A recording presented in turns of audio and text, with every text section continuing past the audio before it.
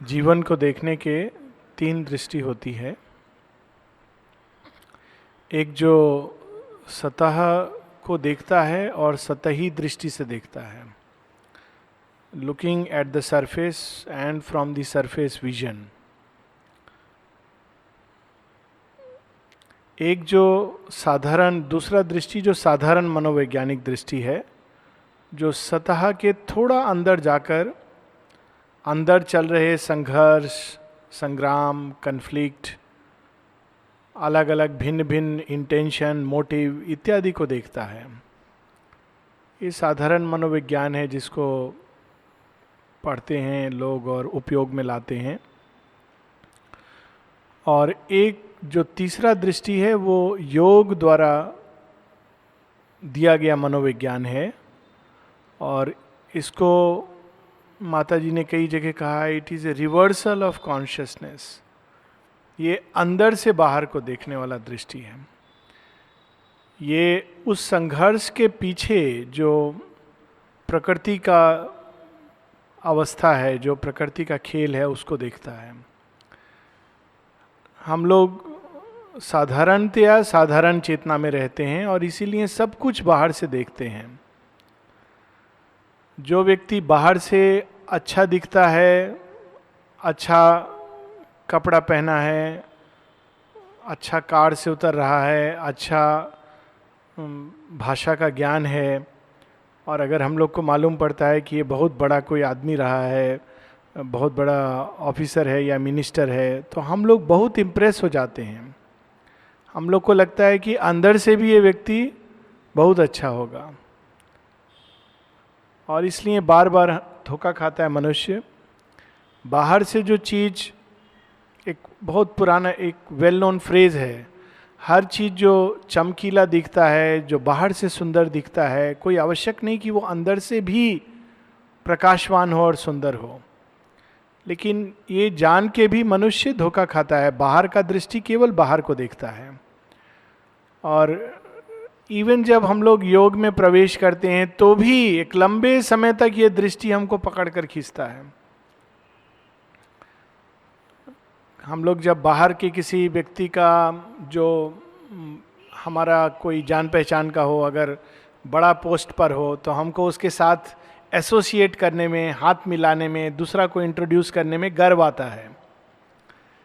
लेकिन अगर कोई ऐसा व्यक्ति हो जो बहुत कुछ बाहर से नहीं प्राप्त किया है, तो उसको इंट्रोड्यूस करने में या उसके साथ घूमने में लोगों को जैसे कि उनका कुछ मान कम हो जाएगा। ये बहुत ही सतही, शैलो, ये दृष्टि साधारण से भी साधारण दृष्टि है। इसमें सबसे क्रूड जो चीज है, माता जी जो कहती हैं, the most vulgar to decide people by their colour of their skin. एक समय था जब लोगों को, अभी भी है ऐसे जगह जहां गोरा लोग और काला लोग इसमें बांट दिया जाता है, और ये सोचा जाता है कि जिनका चेहरे का रंग या शरीर का रंग एक प्रकार का है, वो नेचुरल रूप में अच्छा है। माँ कहती है this the most vulgar and crudest possible way. बाहर से देख करके अंदर का अंदाजा लगाना, ये अज्ञान है। अंदर का अवस्था देखकर बाहर का वैल्यू देना, ये ज्ञान है। बहुत चीज बाहर से समान जैसी दिखती है, अंदर बहुत फर्क होता है। ऐसे बीज हैं, दो बीज ले लीजिए, एक जो वट वृक्ष बनेगा और एक जो एक छोटा सा पौधा बनेगा, दिखने से बाहर से एक जैसे लगते हैं, मतलब दोनों एक समान साइज के लगते हैं, देखने से लगता है अरे, लेकिन एक का अंदर वट वृक्ष का संभावना है, वो वट वृक्ष बनेगा, उसमें बहुत सारे पशु पक्षी आएंगे, शरण लेंगे, पूजनीय होगा। एक है जो जहरीला पौधा बनेगा, बाहर से इट इज लुकिंग सेम। तो योग में पहला चीज होता है कि to change this orientation. Shri Aurobindo कहते हैं कि one should exchange the surface orientation for the inner orientation. बाहर की जगह अंदर से देखने का प्रयास।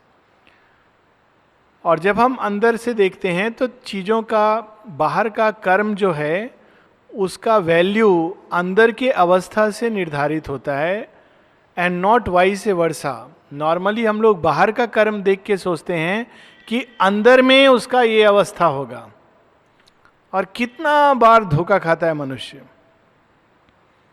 कोई व्यक्ति पूरा जन्म एकदम भगवान के पास में रह सकता है, लेकिन अंदर में उसका अवस्था बिल्कुल अनचेंज्ड. It is possible. कोई व्यक्ति भगवान से बहुत दूर रह सकता है, लेकिन अंदर में उसका अवस्था बिल्कुल अलग है. बहुत से इसके उदाहरण हैं. रावण के नगर में विभीषण का उदाहरण है, भरत दूर में रहते हैं उनका उदाहरण है, और रियल लाइफ में बहुत सारे उदाहरण हैं. शेरविन से किसी ने एक बार पूछा था कि हम लोग सुनते हैं कि सुपर माइंड प्लेग्राउंड में डिसेंड करेगा, तो क्या ये सच है? तो प्लेग्राउंड में जो जाते हैं वो रिसीव करेंगे. शेरविन कहते oh in that case I will not be able to receive it. Sherwin तो कभी नहीं गए प्लेग्राउंड. उसके पीछे ऑफ कोर्स एक गूढ़ रहस्य भी है कि 1950 शेरविन लेफ्ट द बॉडी. लेकिन फिर किसी ने कहा कि we have heard that those closest to you will get supramentalized first. जो आपके बहुत करीब हैं वो सबसे पहले अति मानसिक चेतना में रूपांतरित होंगे. शेरविन कहते हैं इन that case my desk will be the first one. मेरा जो ये टेबल पर मैं सब समय लिखता हूँ कास्ट का बना है, वो सबसे पहले सुप्रामेंटल डेस्क में बदल जाना चाहिए. It is not enough to be physically near. ये बाहर से दिखता है, अंदर से एक बार बार ये चीज हम लोग पढ़ते हैं कि एक बाहर से साधारण सामान्य कर्म अंदर आध्यात्मिक चेतना का से किया गया हो सकता है, और बाहर से आध्यात्मिक दिखने वाला कर्म अंदर से बहुत सामान्य घोर तामसिक अवस्था में किया गया हो सकता है. This makes all the difference. 3 प्रकार के चेतना की अवस्थाएं हम लोग पढ़ते हैं. वास्तव में साधारण अवस्थाएं, वरना बहुत अवस्थाएं चेतना का, पर प्रकृति के 3 जो गुण हैं, 3 अवस्थाओं से शेरविन बताते हैं. Physical consciousness, vital consciousness, mental consciousness. जो कर्म भौतिक चेतना द्वारा, भौतिक चेतना के अंदर रहकर किया जाता है, उसमें बहुत ऑब्सक्योरिटी होता है, यांत्रिक रूप से कर दिया जाता है. जो प्राण के चेतना में, उसमें बहुत बाहर से दिखेगा बहुत एंथुजियाज्म है, भाग दौड़ हो रहा है, लेकिन अंदर में उसके अहंकार, एम्बिशन, ये सब चल रहा है. उसी प्रकार से एक तीसरा जो मेंटल कॉन्शियसनेस, जो मन के द्वारा रीजन, तर्क इत्यादि को करके किया जाता है. उसी प्रकार से गुण के द्वारा कर्म का पहचान. तामसिक चेतना में किया गया कर्म होता है, बाहर से रोज दिखाई दे रहा है कि मंदिर गया व्यक्ति, नियम से 2 घंटा बैठा, लेकिन तमस के यांत्रिक रूप में गया और जाकर के यांत्रिक रूप में सब कुछ करके आया. फिर एक रजस अवस्था में वही कर्म है कि वो जा रहा है लेकिन अंदर में कुछ फल प्राप्ति का चाह है. और तीसरा सात्विक कर्म. सात्विक कर्म बाहर से नहीं है, सात्विक कर्म अंदर का अवस्था से है. और शेरविन बताते हैं कि even one can play football with a sattvic state. हम लोग जब कोई कर्म करते हैं, बाहर से खेल खेल रहा है, इसीलिए जब लोग आश्रम को बाहर से देखते हैं तो समझ नहीं पाते हैं कि यहाँ क्या हो रहा है. माता जी ने एक बार कई जगह कहा है, जब किसी ने पूछा ये कैसा आश्रम है, तो माँ ने कहा पीपल आर ब्लाइंड. फिर माँ क्या बोलेंगी, अंधे हैं लोग, वो देख नहीं सकते हैं क्योंकि बाहर से देखते हैं. उनको कुछ रिकॉग्नाइजेबल साइन चाहिए, बाहर से दिखने वाला साइन चाहिए. यहाँ बाहर से कोई साइन नहीं है, जितना कुछ है अंदर, और अंदर में देखने का दृष्टि नहीं है मनुष्य का. तो अंधे होने के कारण हम लोग देख नहीं पाते हैं कि अंदर लोगों के क्या चल रहा है, केवल हम बाहर से देखते हैं. और बाहर में बहुत बार, विशेषकर यहाँ पर, अंदर का जो विष है बार बार भगवान प्रेस करके बाहर निकालते हैं और या तो पी जाते हैं या किनारे करते हैं. तो बाहर का विष दिखता है, अंदर का मंथन और उसका अंदर जो अमृत का स्रोत तैयार हो रहा है नहीं दिखता है। यहाँ श्री अरविंद बहुत पहले एक उनका बंगला रचना है, बिफोर पांडिचेरी आने का पहले, उसमें बताते हैं कि कैसे ये अंदर का दृष्टि से देखना चाहिए और अंदर का दृष्टि से देखने से क्या दिखाई देता है, और उसी संदर्भ में बताते हैं कि what is the kind of consciousness, कौन सा प्रकार का मनुष्य वास्तव में योग के लिए तैयार है, who is fit for yoga. अगर केवल हम लोग उस दृष्टि से देखें, कहाँ का वर्णन हो रहा है, किसी आश्रम का वर्णन नहीं हो रहा है, जेल का वर्णन हो रहा है। जेल में कौन जाता है? जो क्रिमिनल, घोर कर्म किया हुआ, डाका डाला है, मर्डर किया है, इस तरह के लोग जाते हैं। श्री अरविंद वहाँ का वर्णन कर रहे हैं और बताते हैं, इनफैक्ट बाद में इस पर श्री अरविंद एक एफोरिज्म लिखे हैं, I went to a place full of holy man and got bored. मैं एक ऐसा जगह गया जहाँ सब बड़े साधु संत लोग थे और बहुत जल्दी में बोर हो गया वो जगह जाके। And I went to a prison and God made it into an ashram. और मैं एक जेल में गया और वहाँ भगवान ने आश्रम का स्थली बना दिया। तो वास्तव में आश्रम किस चीज से बनता है, ये एक प्रकार का वर्णन है कि what is meant by an ashram. It is not a physical place. Jail का अंदर ये आश्रम है। ये तो हम लोग बाहर का आश्रम, यहाँ आश्रम है एक, लेकिन ये कैसा आश्रम है, ये आश्रम का वर्णन है। श्री अरविंद ने एफोरिज्म में लिखा है कि गॉड, मुझे गवर्नमेंट ने जेल में भेजा लेकिन भगवान ने उसको आश्रम में बना दिया। ये कैसा आश्रम है, वहाँ लोगों का क्या अंदर का मनोवृत्ति है, क्या कर्म कर रहे हैं और किस प्रकार से वो जीवन जी रहे हैं, उसका वर्णन है। और कौन लोग गए वहाँ? साधु सन्यासी लोग नहीं गए हैं। श्री अरविंद कहते हैं, many of those who were accused with the same offence as myself and were in jail with me have been acquitted, others have been convicted. There is in human society no greater crime than killing. घोर कर्म, किसी को मारने से ज्यादा बड़ा crime नहीं होता है। यहां तक श्री अरविंद बताते हैं, इवन जब उसको युद्ध में हम मारते हैं तो बहुत बार उसका छाप हमारा इनर बीइंग पर पड़ जाता है। वैसे लोग हैं, लेकिन उनका आंतरिक अवस्था है, there is in them such hidden sattvic force that this temporary lack of discipline is not a cause for alarm. उनका अंदर क्या देखते हैं कि ये सब जो आए हैं उनका अंदर कोई डिसिप्लिन नहीं है। जेल का अंदर जो उनके साथ क्रिमिनल लोग हैं तो कोई डिसिप्लिन नहीं है बाहर से देखने में। कहते हैं लेकिन उनका अंदर मैंने इतना हिडन सात्विक फोर्स देखा कि देख करके मुझे लगा ये there is no cause for alarm, कोई हम लोग को चिंता करने का कोई कारण नहीं है।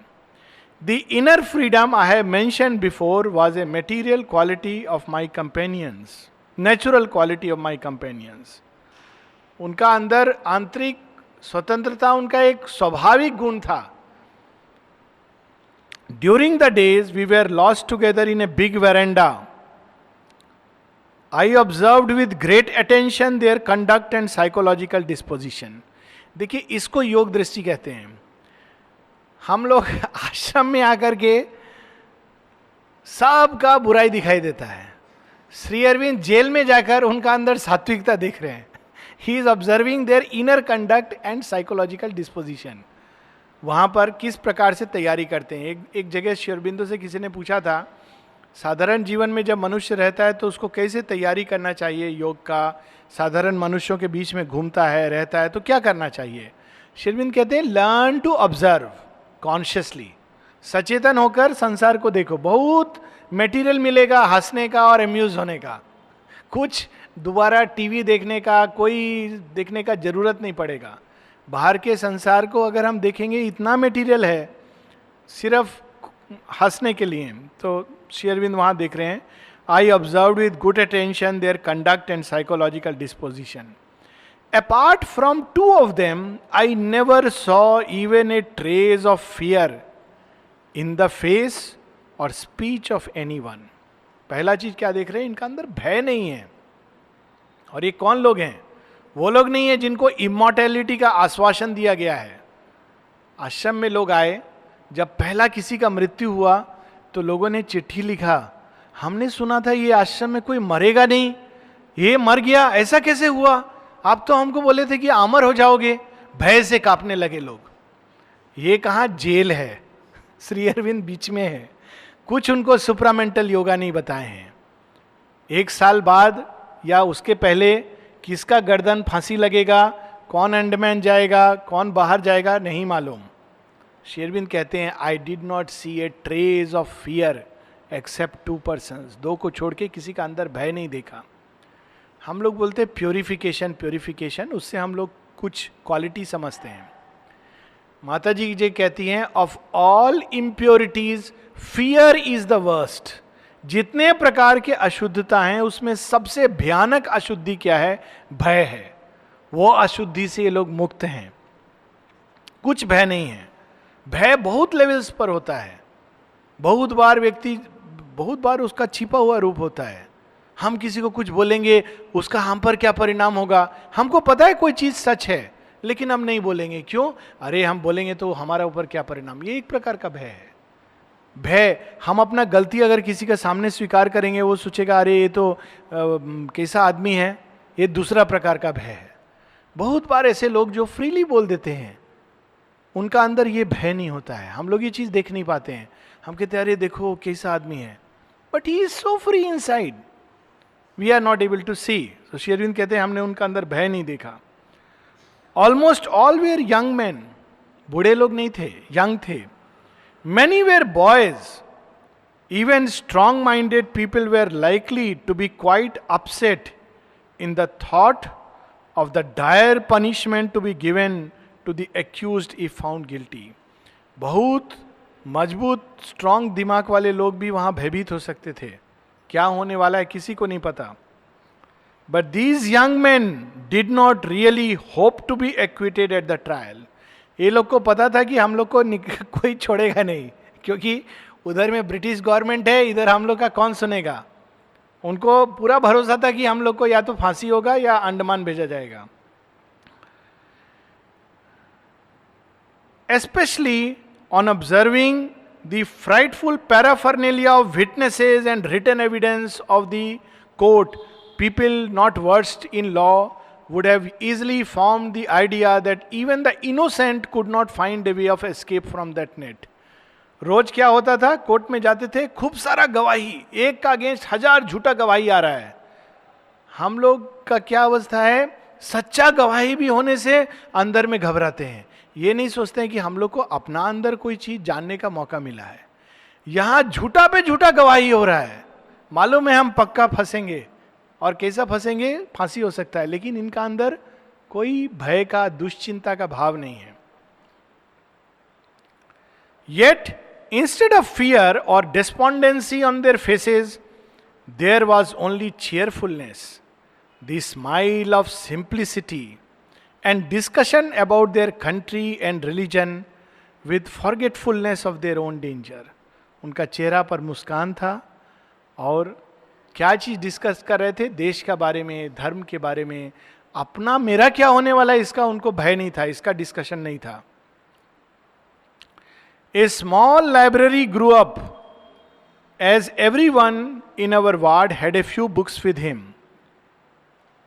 Most books in the library were religious, the Gita, the Upanishad, the works of Vivekananda, the life and conversations of Ramakrishna, the Puranas, hymns, spiritual songs, etc. Among other volumes were the works of Bunking, patriotic songs, books on European philosophy, history, and literature. A few of the men practiced spiritual disciplines in the morning. Some used to read books. Still others used to chat quietly. क्या उनका दिनचर्या होता था इस आश्रम का, जो ये आश्रम के पहले श्री अरविंद ने देखा है, साइलेंटली किया है। वहाँ लाइब्रेरी था एक छोटा सा, जहाँ आध्यात्मिक पुस्तकें थी, और कुछ हिस्ट्री के पुस्तकें थे, कुछ फिलॉसफी के पुस्तक थे। कुछ लोग सुबह उठकर कुछ प्रकार का आध्यात्मिक नियम पालन करते थे, कुछ पढ़ते थे, कुछ चुपचाप बैठकर बातचीत करते थे. Occasionally there were roars of laughter in that peaceful atmosphere of the morning. सुबह कैसा वातावरण होता था? भय का नहीं, शांति का. और कभी कभी वहां हंसी और उल्लास का तरंग भी आता था. If the court was not in session, some slept. A few played games. जब कभी कोर्ट में नहीं जाना होता था तो कोई लोग सोते थे, रेस्ट करते थे, और कुछ लोग खेलते थे. क्या खेल खेलते थे? It might be anything. Nobody was attach to a particular one. On some days a quiet game with people sitting in a circle. On others running and leaping. There was football for a few days, though the ball was made of a unique material. Blind man's buff was played on some days. On others, a number of groups were formed for lessons in jujitsu, high and long jumping, or for playing trots. ये दिनचर्या था. Football खेलते थे, ball नहीं होता था, कोई चीज का बॉल बना लिए थे.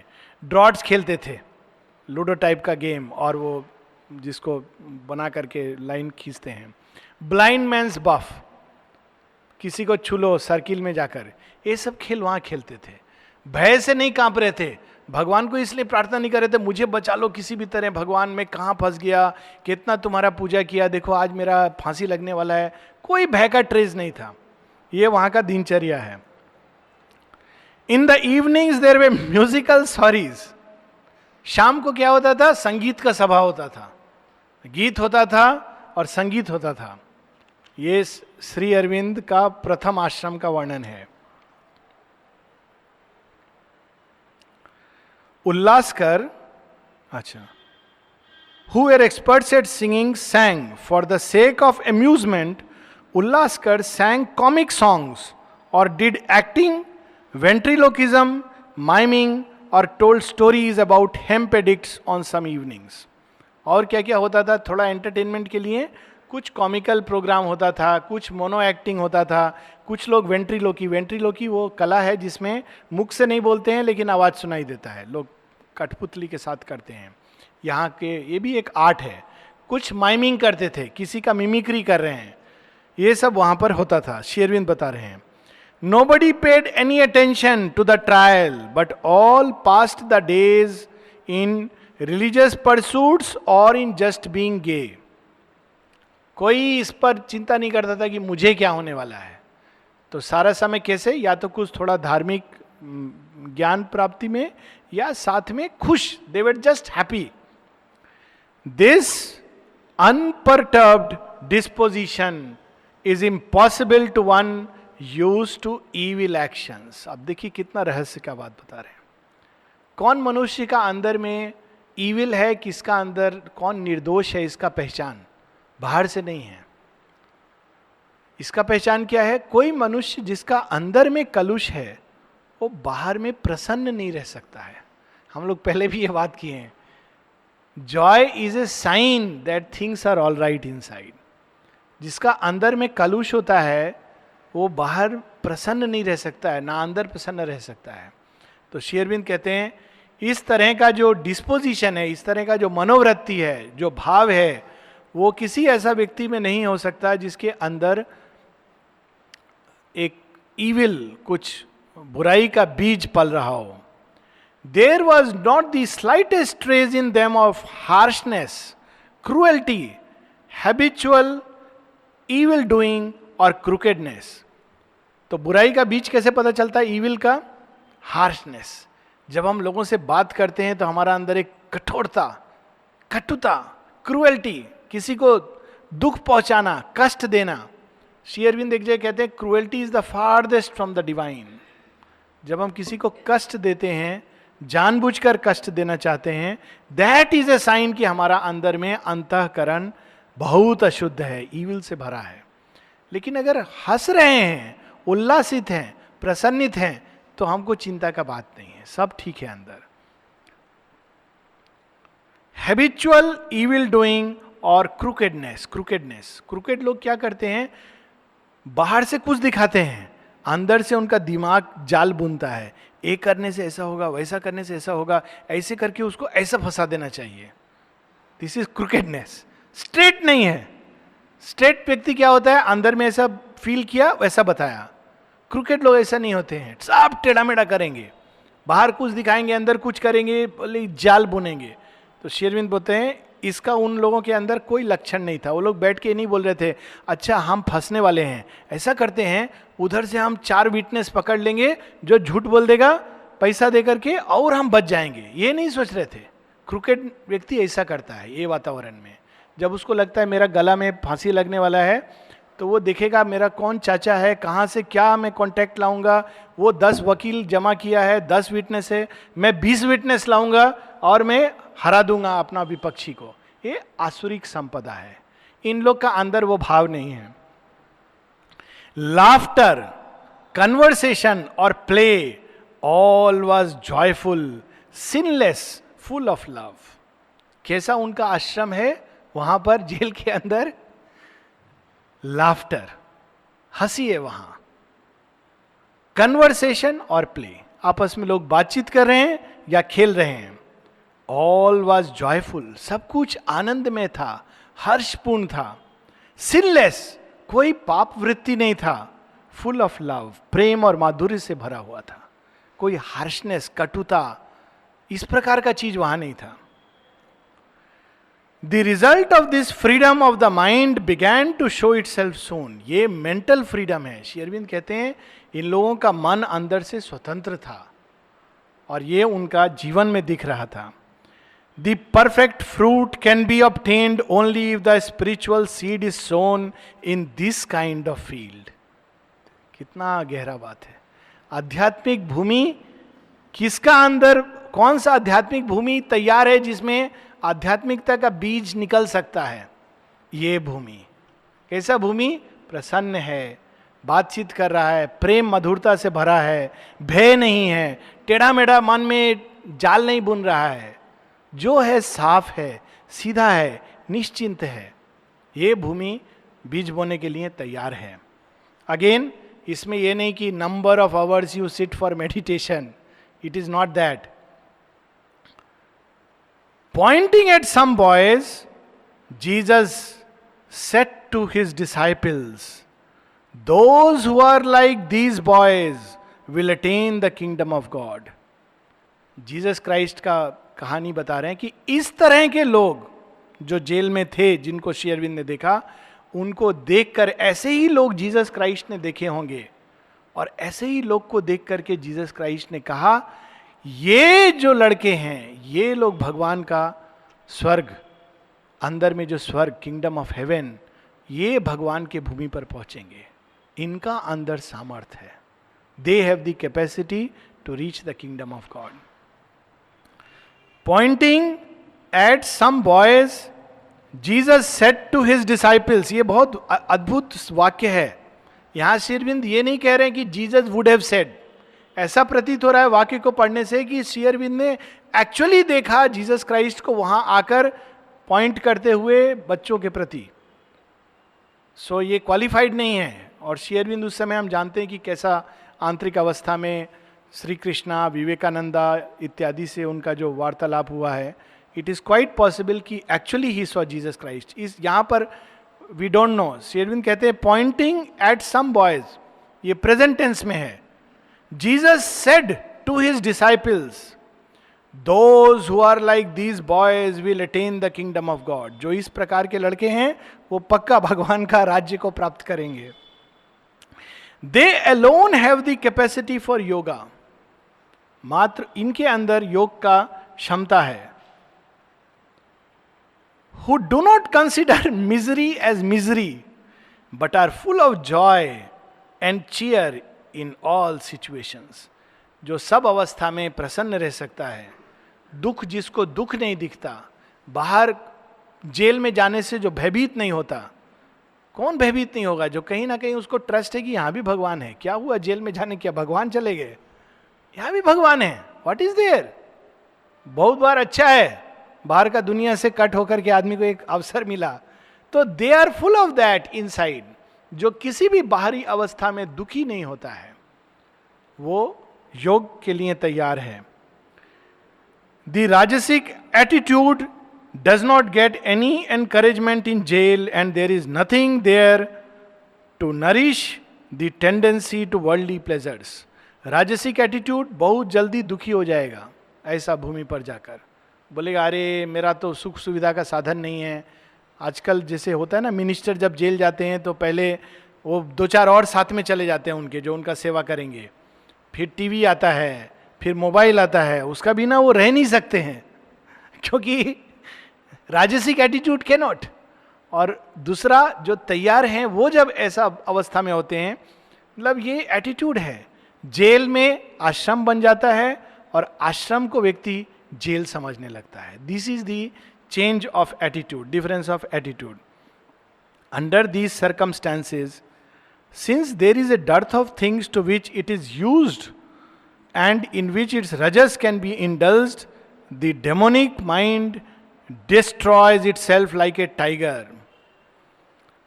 अगर जेल में आदमी चला जाए या ऐसा अवस्था में चला जाए जहां उसको जो सुख भोग का चीज नहीं मिल रहा है, तो जो राजसिक व्यक्ति है वो वहां समाप्त हो जाता है, उसका दिमाग डिस्ट्रॉय हो जाता है. क्यों? उसका दिमाग को जो भोजन चाहिए वो नहीं मिल रहा है. सात्विक व्यक्ति निखर उठता है. वही अवस्था में आप गर्म पानी में अंडा को डालेंगे, कड़ा हो जाएगा बाहर से, अंदर मुलायम होगा. गाजर को डालेंगे, मुलायम हो जाएगा. और आप चाय पत्ती को डालेंगे, उसमें घुल जाएगा. ये अंतर है मनुष्य मनुष्य का अंतर. सेम सिचुएशन में अलग अलग रिस्पॉन्स. तो यहां पर वो बता रहे हैं कि राजसिक मन ऐसा अवस्था में समाप्त हो जाता है. There follows what the Western poets call eating one's own heart. अपना ही हृदय को खा करके समाप्त कर देना. अगर कोई व्यक्ति ऐसा जगह चला जाए जो रजोगुण से भरा हुआ है.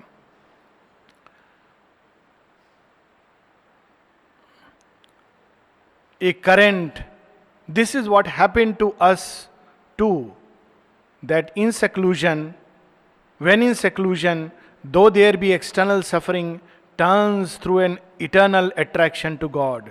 This is what happened with us too. A current, I do not know from where, just swept us all. Even people who were never taken God's name learned to practice some spiritual discipline and realizing the grace of the most gracious became steeped in joy. कहते हैं जो भारतीय मनोवृत्ति क्या होती है, जब कठिनाई होती है तो सच्चा भारतीय मनोवृत्ति भगवान की ओर मुड़ता है, लेकिन उनका आनंद के लिए, शाश्वत सत्य के प्रति. और वहां पर ऐसा हुआ और मैंने देखा एक करंट आया और सबको आनंद से भर दिया. आगे बता रहे हैं, those boys achieved in a few months what yogis take long time to attain. Attitudes का इंपॉर्टेंस. कुछ महीना में इन लड़कों ने वो प्राप्त किया जो योगी लोग बरसों लेते हैं प्राप्त करने के लिए. समत्वम योग उच्यते. योग का एक अवस्था बताया गया है गीता में. योग पतंजलि ने कहा है, ऋषि पतंजलि ने, कि what is the sign of yoga? समत्वम योग उच्यते. जो समत्व अवस्था में है वो योगी है. इससे बड़ा पहचान क्या होगा समता का, कि आपका गला में फांसी लगने वाला है और हृदय खुशी से, हर्ष से भरा हुआ है. रामकृष्ण परमहंसा once said, रामकृष्ण परमहंस जी ने एक बार कहा है, what you are seeing now is really nothing. Such a flood of spirituality is coming into this land that even boys will attain realization after 3 days sadhana. Shri Ramakrishna Paramhans ने कहा है अपने डिसाइपल को, तुम लोग क्या सोचते हो, तुम लोग अध्यात्म साधना कर रहे हो? आध्यात्मिकता का एक ऐसा महान, प्रबल, वेगवान तरंग आने वाला है इस देश में कि साधारण लड़का लड़की कुछ दिनों में भगवान को प्राप्त करेंगे. माता जी ने यही चीज हूता को कहा है कि तुम लोग सोचते हो, तुम लोग प्यार करते हो मुझे, coming generations will love me much more. जो लोग आने वाले हैं वो लोग जैसा प्यार करेंगे मुझे, तुम लोग जानते तक नहीं हो, कल्पना नहीं कर सकते हो. तो यहां पर ये पूरा अपसेट हो जाता है. कौन करीब था, कौन दूर है, कौन सीनियर है, कौन एडवांस्ड है, nothing applies. So Shri Aurobindo Ramakrishna Paramhansa को कोट करके कहते हैं, to see these boys was not to have any doubt about the truth of this prophecy. कहते हैं इन लड़कों को देखकर मुझे लगा ठीक निश्चित रूप से जो परमहंस जी ने कहा है वो बिल्कुल सही है और ऐसा निश्चित रूप से होगा. I could not doubt that prophecy. They were as it were the manifest precursors of this spiritual flood. जो महान आध्यात्मिक सुनामी आने वाला है उसके ये छोटे छोटे तरंग थे. इनको देख करके मुझे लगा the sattvic waves overflowing the prisoners docks swept over all except 4 or 5 persons with great joy. Anyone who has tasted that once cannot forget it, nor can he acknowledge any other joy as comparable. क्या बोल रहे हैं श्री अरविंद? जो jail में जिसने वो सुख को चखा है वो बाद में किसी और सुख को तरफ नहीं मुड़ सकता है. उस सुख का स्वाद अलग है. सात्विक जॉय का जो स्वाद है उसका सामने बाकी सब स्वाद फीका हो जाएगा. This sattvic temperament is indeed the hope of the country. देश का यही एक आशा है. The ease with which brotherliness, self knowledge और and love of God possess the Indian mind and express themselves in action is not possible in the case of any other nation. और यहाँ पर भारतवर्ष का जो असली रोल है, कह रहे हैं क्या चीज भारतवर्ष के अंदर है? आत्मज्ञान, और आत्मज्ञान के आधार पर आत्मबंधुत्व और भगवत प्रेम. ये 3 चीज जो मैंने जेल में देखा, आत्मज्ञान की तरफ आकर्षण, आत्मबंधुत्व की तरफ प्रेरित होना और भागवत प्रेम, ये चीज भारतीय मानसिकता में इतना सहजता से आता है और अभिव्यक्त करता है जैसा कहीं नहीं करता. What is necessary is the renunciation of tamas, control of rajas and the manifestation of sattva. आवश्यक क्या है? अलस तमस का त्याग. तमस क्या है? केवल तमस बाहर से नहीं, अंदर से. अरे कुछ नहीं होगा, दुखी रहना, चिंता से घिरे रहना, ना हमारा कुछ होगा ना देश का कुछ होगा, पेसिमिस्टिक थॉट्स, डिप्रेशन में चले जाना, डिस्करेज हो जाना. अरे क्या होगा? श्री अरविंद जेल में लोगों को देखकर, मर्डरर्स को देखकर हमको आशा दे रहे हैं. हम लोग आश्रम में साधक को देखकर निराश हो रहे हैं. ये क्या विडंबना है? It should be the other way round. वो कहते हैं हम लोग का हृदय हर्ष आशा से भरा होना चाहिए. क्या त्याग करना है? तमस. दुर्गा स्तोत्र में है ना, दूर करो शुद्रता, दूर करो अलस, तमस. तमस क्या है? ये तो ये सब बहुत कठिन चीज है. ये सब नहीं होगा, ये सब होगा नहीं. सुपर माइंड ये सब मालूम नहीं है. ये सब खाली किताब में लिखा है. क्या हम लोग भारतवर्ष बोलते हैं Shri Aurobindo, sun of India's destiny will rise and overflow India and overflow Asia and overflow the world. हमको दिखाई नहीं देता है, सब बेकार पॉलिटिशियन दिखाई देते हैं. ये हमारा दृष्टि का दोष है. उसका पीछे क्या तैयार हो रहा है हम देख नहीं पाते हैं. तमस एफर्ट नहीं करेंगे, ना कोई जानने का एफर्ट, ना ज्ञान के प्रति प्रेरणा, उत्सुकता, ना कुछ कर्म के प्रति प्रेरणा. उससे कहीं बेटर है रजस. माँ कहती तमस का लिए होप नहीं है, रजस का लिए होप है. But rajas should be controlled. Control of rajas. Rajas बुरा नहीं है but it should be controlled.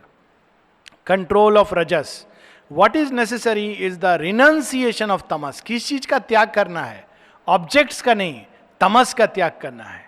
हम लोग को शौर्य, वीरता, ज्ञान, प्रेरणा, हर्ष, आशा, इससे स्वयं को भरना है. तमस का त्याग करना है, रजस को कंट्रोल करना है और सत्य को प्रकट करना है. इतना हम लोगों से मांगा जा रहा है. ये प्रकृति का खेल के अंदर है. श्री अरविंद कुछ अद्भुत चीज नहीं कह रहे हैं. This is within the circle of nature. और आगे क्या कहते हैं? एक प्रोफेसी देते हैं. This is what is being prepared for India in accordance with God's secret purpose. Bharatvarsha में इसका तैयारी हो रहा है और उस तैयारी के पीछे कौन खड़े हैं? साक्षात जगन्नाथ. गॉड हिमसेल्फ, उन्होंने ये संकल्प धारण किया है। जेल में वो कहते हैं ना कि वासुदेव आते कहते हैं I am raising these people, मैं इनको उठा रहा हूं। किनको उठा रहा हूं? कहते हैं जिनको लोग छोटे लोग कहते हैं उनको उठा रहा हूं। बाहर से लोग कहते हैं ये लोग क्या है, छोटा लोग, बाहर से लोग देखते हैं ना ज्यादा पढ़ा लिखा नहीं है, क्रिमिनल है, ये सब क्या, ये लोग को तो ठीक से बोल नहीं सकते हैं। श्री अरविंद कहते हैं उनको देखकर मैं कहता हूं, नारायण कहते हैं आई एम रेजिंग देम, इनको मैं उठा रहा हूं। और देख के जब श्री अरविंद देखते हैं I saw Vasudeva in them. So this is being prepared in this country in accordance with God's secret purpose. ये आशा लेके बढ़ना चाहिए।